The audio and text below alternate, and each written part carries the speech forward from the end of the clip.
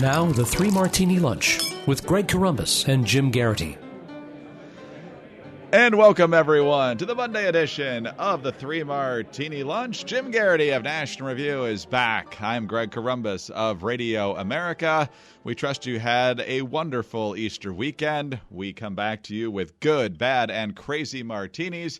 And, Jim, we start with the good, and we go to Meet the Press with Chuck Todd. His guest was Homeland Security Secretary, retired General John Kelly, and the issue was dealing with illegal immigration. And Jim, after 8 years of the Obama administration, and even to some extent the attitude of the Bush administration, Kelly's straightforward approach here really is pretty refreshing. A couple of different clips here, 3 to be precise.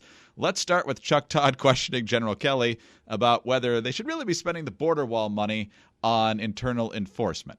Would the money for the border wall be better spent on going after the visa overstays? And would that actually deal with the problem President Trump campaigned on? You really do have to secure the border somehow, first and foremost. The very, very, very good news is, for a lot of different reasons, the number of illegal aliens that are moving up from the south has dropped off precipitously. I mean, we're down 65, 70% in the last 2 months. These are the months that we should see a steep incline in illegal movement. And then Kelly made the point that while a lot of people are wringing their hands about the number of deportations, he says right now they're just focusing on criminals, although he did tell Chuck Todd there's a difference between how this administration approaches criminality as opposed to the last one. Just because you're in the United States illegally doesn't necessarily get you targeted. It's got to be something else. And we're operating more or less at the other end of the spectrum, and that is criminals, multiple convictions. But define a criminal here, because that's where there's been, so it seemed as if in the Obama administration there was one definition. There seems to be another definition in this administration. Is that fair to say? It is fair to say that the definition of criminal has not changed, but where on the spectrum of criminality we operate has changed. So can you give me an example of somebody that wasn't deported before that you're deporting now? Well, someone, as an example, with multiple DUIs, even a single DUI, depending on other aspects, would get you into the system. And remember, for the most... And this wouldn't have been the case under the previous administration. And finally, he said this. There's a system, a legal justice system in place, and the law deports people. Secretary Kelly doesn't, ICE doesn't. It's the United States, criminal justice system, a justice system that deports people. Jim, after 8 years plus of tortured verbal gymnastics, it's nice to just listen to someone say, this is what the law says and we're enforcing it. Yeah, I was very intrigued by the mentioning of DUIs there, Greg. Way back when President George W. Bush was addressing immigration in his second term, this was back in, I'm going to say, late 2007, and George W. Bush and the administration indicated they were open to doing a version of what we now call comprehensive immigration reform, which many conservatives interpreted as amnesty. This is one of the Senate gang efforts. I don't know if it was the Gang of 8, Gang of 12. It was a gang of senators of both parties getting together and saying, well, look, you want to create a path to citizenship. We want to create a path to citizenship. There are only these crazy, right-wingers out in the heartland who seem to object to this. Let's put all this together. Let's take the 11 million people who are here illegally and make them legal, because this won't come back and bite us in the tush in any way, shape, or form. And obviously many folks objected to this, but one of the provisions was, there were a couple provisions there that rightfully outraged people. Among them, I don't know if you recall this, Greg, the idea that illegal immigrants were going to have to pay back taxes on 3 of the past 5 years. Now, the first thing is the idea that, I'm sure a lot of these people are getting paid under the table. So there aren't really good records of how much money they've made over the past 3 years, 5 years, or even just the past year. There's no way to say, oh, well, I made this much, I have to pay this much in back taxes. But the second thing, so 3 out of 5 years, it's good to note this on tax day, Greg. So have you paid taxes in 3 of the past 5 years? Yeah, 5 out of 5, actually. I was going to say, do we have the option of not paying 2 of the past 5 years? So this special privilege you're going to give to people who have entered the country illegally, and the advocates of the law are like, no, we're totally enforcing the law. Well, if you're letting people not pay taxes for a few years, then no, you're not enforcing the law. But the mention about DUIs, there was this big argument about, everyone agreed, okay, we're going to deport the worst criminals. And the question was whether a DUI or multiple DUIs counted as a serious crime. And there was a very strong push, I believe, from the Democrats, but I'd have to go back and look. But there were certainly advocates of the deal wanted to minimize the consequence of a DUI. And now I'm one of those folks who's perfectly comfortable with this. Cheryl Atkinson did a report last week, I believe it was out in Portland, Oregon, about a local guy. He's an illegal immigrant. He runs a food truck. He's very active in his church and his communities, and everybody loves him, but he committed a DUI. Now, every DUI is a vehicular manslaughter or vehicular homicide that got lucky, right? If you're driving behind the wheel and you are drunk, you're at risk of hitting someone or killing yourself. The idea that, well, you broke the law coming into the country illegally, and then you broke the law by getting behind the wheel of a car and driving around inebriated, we're still going to cut you some slack. At some point, you start wondering, wait, why are all the laws applying to me, the good citizen, and not applying to this guy who entered the country illegally? So I'm glad to see this. I'm sorry. I think if you've committed a DUI, yes, you should be deported. I think if there's any argument about any form of amnesty, any form of a path to citizenship, a path to legal status, a path to a work permit or things like that, you have to keep your nose clean. You have to avoid committing additional crimes here. So I just don't recognize this idea that this enforcement policy of deporting people who've committed DUIs represents some draconian or authoritarian step in U.S. Immigration policy. It just strikes me as common sense, and it's good to see the administration not just enacting this policy, but being, willing to take the slings of arrows and criticism to say, no, this is the right policy. And everybody else who's on the other side of this deep down is saying that drunk drivers should be allowed to stay in the country illegally. On to the bad martini now, and this is courtesy of Eli Lake over at Bloomberg. Jim, it was just over the weekend here that the National Security Advisor, H.R. McMaster, General McMaster, was talking about North Korea, and he said he believed every diplomatic tool in the toolbox ought to be on the table when it comes to North Korea, short of military action, which makes this report from Eli Lake a little bit puzzling. Senior White House and administration officials tell me that Trump's National Security Advisor, General H.R. McMaster, has been quietly pressing his colleagues to question the underlying assumptions of a draft war plan against the Islamic State that would maintain only a light U.S. ground troop presence in Syria. McMaster's critics inside the administration say he wants to send tens of thousands of ground troops to the Euphrates River Valley. His supporters insist he is only trying to facilitate a better interagency process to develop Trump's new strategy to defeat the self-described caliphate that controls territory in Iraq and Syria. Further down, it points out that this idea is not at all welcomed by the likes of General Mattis or Joint Chiefs of Staff Chairman General Dunford or even General Vodal, who's in charge of U.S. Central Command. White House senior strategist Stephen Bannon has derided McMaster to his colleagues as trying to start a new Iraq war, according to the sources for Eli Lake. So, Jim, there's a lot of reasons why that idea is certainly not going to be welcome after all we've been through for the last 15 years or so. But the idea that this president, who specifically campaigned against big ground troop missions and called the Iraq War a major disaster in debate after debate, would be even entertaining such a thing. Yeah, it's one of those things where it's very nice to hear people saying every option is on the table. Because you never want to say to Assad or ISIS or anybody over there, don't worry, we're not going to do X. Right. Having said that, there are certain options that are on the table, but we really don't want – we want them on the table but on the edge of the table. So if the table wobbles at all, it falls off the table and suddenly it's not on the table anymore.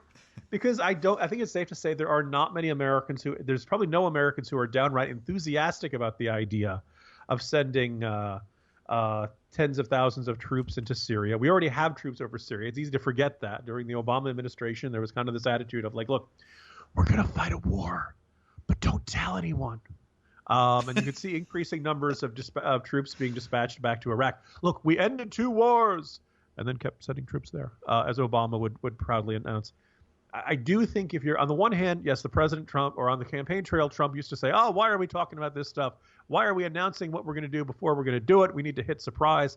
Certainly the air strikes or the missile strikes of last Thursday seemed to come out of the blue and achieved a certain amount of tactical surprise on the Syrians. And so we kind of say, well done. On the other hand, deep down, we kind of do need to discuss these things before we're going to make these kind of large-scale military commitments. We think back to the discussion of the authorization of military force before Afghanistan, the vote before the Iraq War, the vote for authorizing military force before the Persian Gulf War.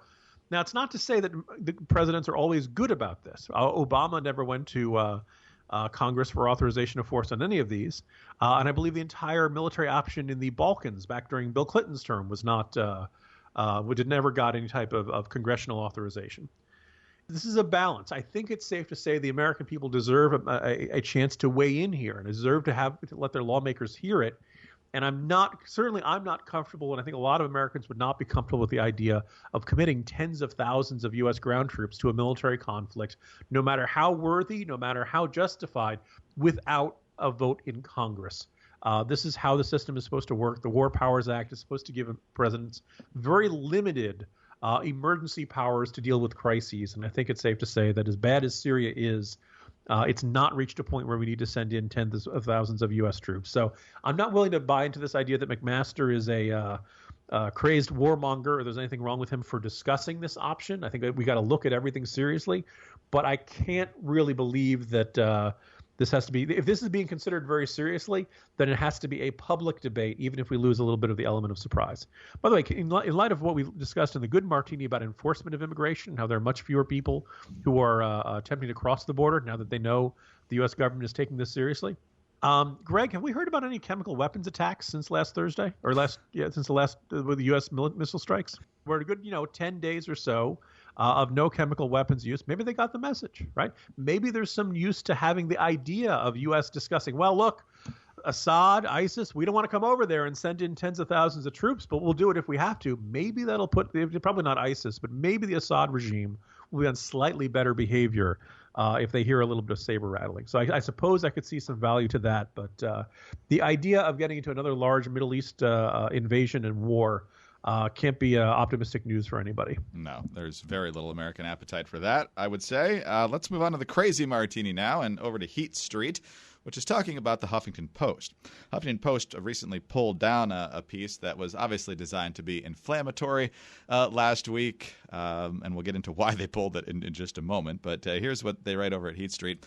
The Huffington Post's recent publication of a blog post proposing the stripping of white men of their right to vote sparked widespread anger across social media.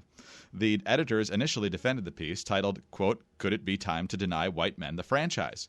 They even crowed about how much traffic it was getting and mocked readers for complaining, before suddenly reversing their decision and deleting the post over the weekend. It was argued that if white men no longer had the vote, the progressive cause would be strengthened. It would not be necessary to deny white men indefinitely. The denial of the vote to white men for 20 years, just less than a generation, would go some way to seeing a decline in the influence of reactionary and neoliberal ideology in the world. The author blamed white men for Brexit and the election of Donald Trump. Huffington Post South African editors were initially pleased with the reception of this article by someone named Shelley Garland. On Saturday night, the HuffPost South Africa editor bragged that the article had received plenty of traffic while making a tongue-in-cheek complaint about his corrections box. Then, following the extensive backlash, Huffington Post deleted the article, replacing it with a meek apology and a claim that they were unable to confirm that the author, Shelley Garland, was a real person. They even had to hilariously clarify that they are in favor of universal voting enfranchisement. So, Jim, what's the crazier aspect here? They didn't even vet that the person exists. Obviously, somebody wrote it. Or the fact that they found this topic interesting and valid enough to even go with it. I actually would really like to, because, this is it's Jonathan Swift, a modest proposal. It's satire. It's meant to make you laugh. It's meant to make you think. So I'd be curious about what... is the idea that denying people the vote based on race and gender is wrong? Because if so, is there anybody, actually, a show of hands amongst all of our listeners, does anybody disagree with that? Does anybody actually advocate the elimination of voting rights based on race or gender? Okay, if you are raising your hand, go away. You're a bad person. But my guess is most people, it's very hard to find somebody who actually says, yeah, I don't actually believe that African Americans should be allowed to vote. Or you're not going to hear a lot of people. You hear maybe a little bit of tongue-in-cheek joking, but I don't think anybody actually says, yeah, it's time to rescind the constitutional amendment that gave the right to vote to women. We need to get rid of that. The world would be better if women didn't have the vote. If they do, those guys are probably sleeping on the couch or unable to get girlfriends in the first place. There's a lot of bitterness when you start seeing comments like that. So I don't quite get what they're attempting to mock here. I don't quite get what they're attempting to ridicule. And the idea that, because I don't think there's that many people the only person who's genuinely calling for people to be denied the right to vote based on the color of their skin or their gender are this lunatic at the Huffington Post. You have become exactly what you claim to stand against, Huffington Post. If they reversed it, you would be the first who would be tearing your hair out in great storms of outrage. Now you laugh at the outrage of the other side. I guess the idea is that, well, you're not really supposed to be that bothered by the idea of people being denied the vote based on race and gender. Except we are, right? I thought it was something we had broad cultural agreement on. Apparently we don't. Apparently the problem is only certain people are allowed to have their rights denied or something. So again, in the effort to fight racism, the Huffington Post pretty much is embracing racism. In the effort to fight sexism, they are embracing sexism. And it's rather revealing of that. Also kind of basic, make sure you know who exists or who if they're using a pen name, it's probably good to say so.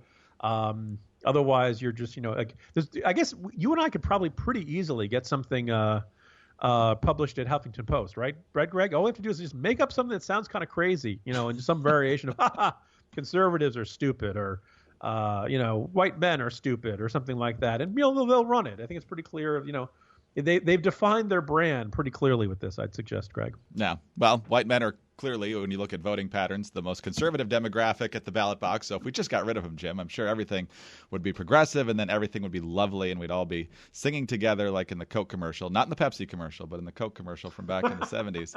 I'd like to teach the world to sing. But somewhere I feel there's some editor at Slate pounding the table going, why didn't we think of that first? Exactly. Dang it. They beat us. Oh, Jim, I hope you had a lovely vacation because the craziness hasn't stopped and we'll be dealing with it going forward. So welcome back. It's good to have you. Good to be back. And yeah, a whole lot changed while I was gone, Greg. Yes, it certainly did. World got sane. Jim Geraghty of National Review. I'm Greg Corombos of Radio America. Thanks for being with us today. And be sure to tune in again on Tuesday for the next 3 Martini Lunch.